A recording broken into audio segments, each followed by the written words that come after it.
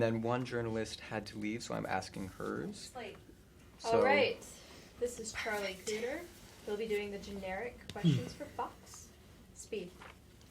So what's the appeal of this story to its legions of fans who love the book and we hope the film, and maybe its appeal to you? Oh my gosh, I mean... It's a broad question. There's a lot of appeal. So much appeal. For me, it was about just recognizing that...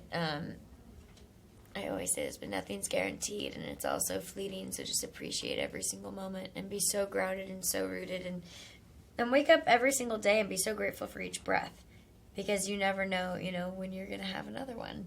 And it also is a book that doesn't victimize death or victimize cancer or illness. It celebrates life and it celebrates existence. I think that it so authentically represents a teenage love, or just love in general.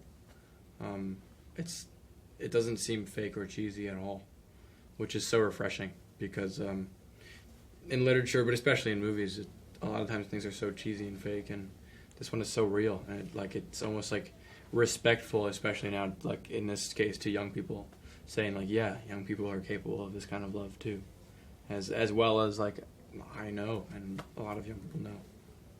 And a lot of the fans. Yeah. So you guys, of course, worked together on Divergent. Did you bring anything from that relationship to this set? Any sort of shorthand or... Of course. I mean, I think it's not like we brought up a specific thing besides just us becoming so close. Like, our closeness was so important, because then we come to fall in our stars and we're comfortable with each other. And right away we can tell each other how we feel, and right away we can, be collaborative. And like, there's something... It's great when... That kind of stuff translates to screen, like us being close. Because Hazel and Augustus are our best friends, above being lovers. And me and Shailene are also very, very good friends. What was it like filming in Amsterdam? It was amazing. I mean, I'd been there before, but Ansel had never been there. And we walked around on our days off, and it was just something so romantic about that city. It was foggy as well. It was cold, and...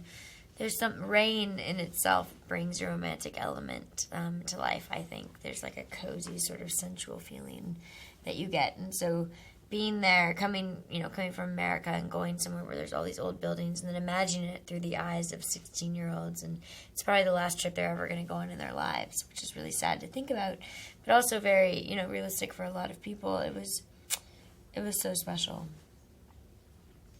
And... do you think that there's something universal that all audiences can relate to in this film? Yes. Yeah, hugely. I think that there's a lot of universal concepts in this film.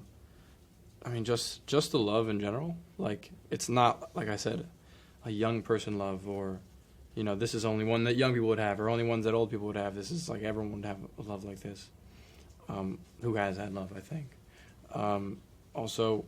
just the way that they face death is very universal, and I think helped me actually understand, especially as a young person, but even if I wasn't young, I feel like it really helped me understand death, and just the way that they talk about it and the way that it's presented in the story.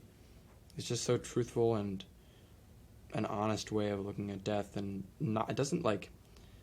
it also doesn't put death down as like the worst thing in the world. It just talks about how, everyone's just going to die, and that's just a given. Focus on living. Well, thank you guys.